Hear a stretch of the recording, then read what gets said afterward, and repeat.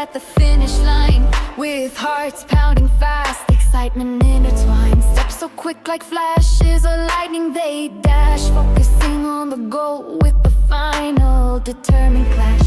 I take a deep breath, pushing fears aside, ready to advance. With hopes and dreams, I embrace the chance.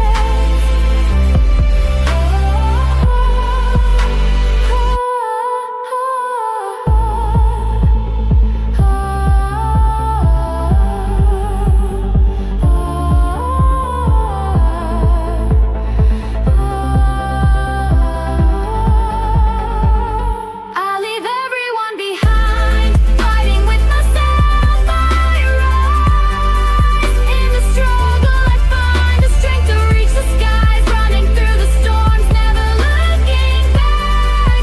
In the solitude, my courage it remains intact. Breaking myself just for it, myself and I.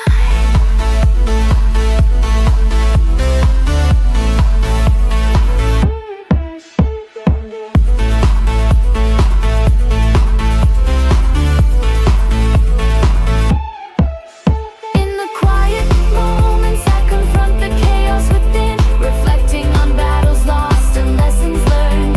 Through the turbulence and trials, I carve my own way. Facing the shadows, I emerge in a new day. Obstacles rise before me like mountains tall and wide, challenging my resolve, testing